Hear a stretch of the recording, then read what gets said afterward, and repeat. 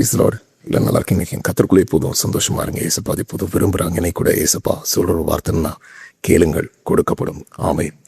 ஏசப்பாட்ட நீங்கள் எதை கேட்டாலும் நீங்கள் அதை பெற்றுக்கொள்வீர்கள். வசனம் சொல்லுகிறது, என் நாமத்தினால் நீங்கள் எதை கேட்டாலும் நீங்கள் அதை பெற்றுக்கொள்வீர்கள். ஆமே. இன்றைக்கு எது உங்களுக்கு தேவை? வேலையில உயர்வு, தொழில் ஆசீர்வாதம், ஒரு நல்ல ஒரு திருமண காரியங்கள், எதை கேட்டாலும் நீங்கள் இயேசுவின் நாமத்தில் கேட்கும்போது நிச்சயமாக ஆண்டவர் உங்களுக்கு அது தருவார். வேதாகமத்தில் யாபேஸ் என்ற ஒரு மனிதன் இருந்தான். அந்த மனிதன் கேட்ட ஒரு விண்ணப்பம் இதுதான்.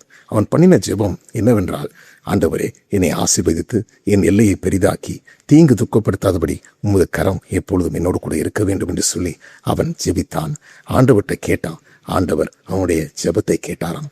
இன்றைக்கு நீங்கள் என்ன ஜெபத்தில் நீங்கள் ஆண்டவரிடத்தில் கேட்கிறீர்கள், என்ன விண்ணப்பம் ஆண்டவர் சமூகத்தில் கொண்டு வருகிறீர்கள், அதையெல்லாம் கர்த்தர் உங்களுக்கு நிச்சயமாக ஆண்டவர் உங்களுடைய ஜெபத்தை கேட்டு அந்த காரியத்திலே கர்த்தர் ஆசீர்வாதம் இறங்கும். அதனால தைரியமாக ஏசப்பட்டு ஜெபிங்க. கர்த்தர் நிச்சயமாக உங்களுடைய ஒவ்வொரு ஜெபத்தையும் கர்த்தர் பாதுகாத்து கர்த்தர் அதை ஆசீர்வதித்து கர்த்தர் உங்களுக்கு அது தருவாராக. அதனால சோர்ந்து போகாதீங்க, எனக்கு கிடைக்கலையே என்று சொல்லி நீங்கள் வருத்தப்பட வேண்டாம். நன்றாக கேட்டு பாருங்கள், கேட்டுக்கொண்டே இருங்கள். இங்கிலீஷ்ல அழகாக இருக்கிறது, keep on asking I will give you. கேட்டுக்கொண்டே இருங்கள். இயேசுவிடம் கேட்கும் போது நிச்சயமாக ஆண்டவர் உங்களுக்கு அதை தருவார்.